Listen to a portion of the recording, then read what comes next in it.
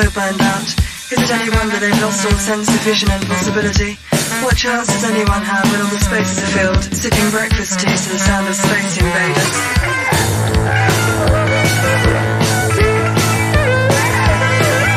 Television is today's fury bird! Bowing to its authority, they become it!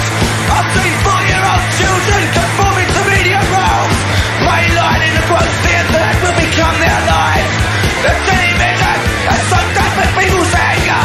The populace is mesmerised by the flickering screen! And the streets where the politics of the young people was created on his earth at night, and the ruler sleeps secure! They are under no threat as long as the people are sedated! Those who suffer headaches from excessive intakes of electrons or prescribed valium, or vapor fix the bus where minutes are piss up the wall, and a stench of urine lasts well into her next pint!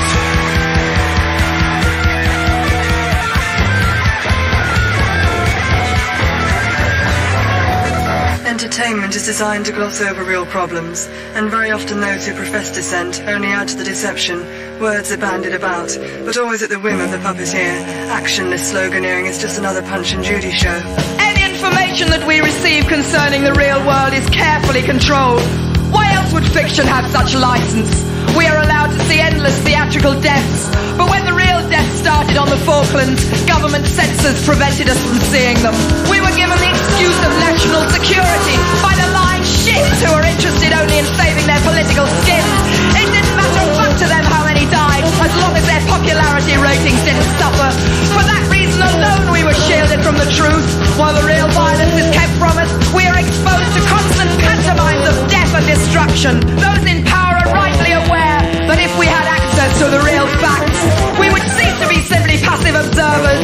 Media coverage of Vietnam created massive dissent in the USA.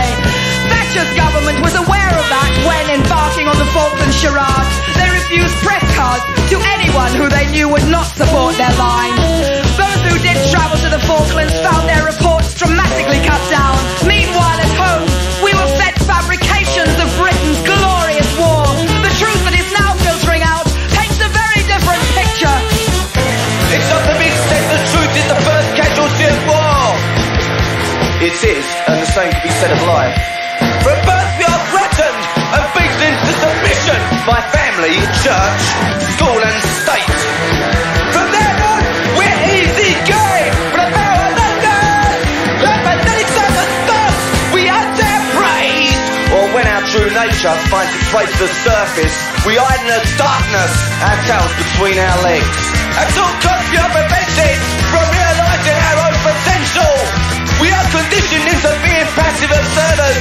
If the ringmarks offers wrong, we've been conditioned to passively accept it. What's only sent through passive acceptance is nothing but demonstration of the weakness of human will. If they clown off at peace, we will have been conditioned to accept that too. But peace cannot and will not be maintained through passive acceptance. Peace will require constant demonstrations of personal strength, constant effort, constant hard work, real parental consideration and devotion, which are those qualities where you taught in the schoolroom. Whereas war simply requires the masses as cannon fodder, peace requires individuals to realise their own potential.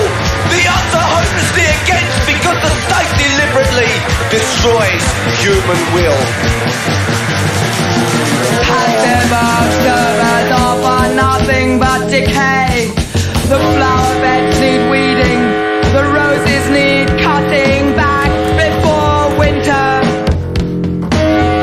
Freed from sedation, released from bondage, people would demonstrate their own strength. But the powerful elite are aware of this and already have tabs on those who they regard as subversives. It's easy for them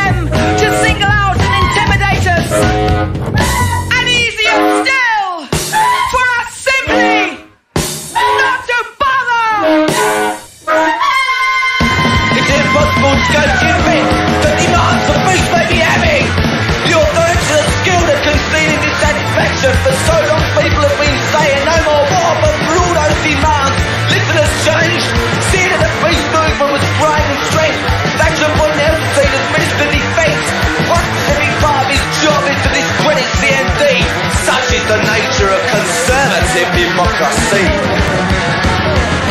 As pacifists, we are too easily forced back into tokenism, making hollow gestures against the wheels of the juggernaut. The line is delicate. The spaces have always been created by the gentle and caring, to be later filled by bullies and egotists. We can try to fill those spaces with the strength of our love. Gandhi called it ahimsa. The Greenham women called it the politics of whimsy. But it doesn't end there. Neither is it enough. Gandhi played a major role in liberating India from British rule.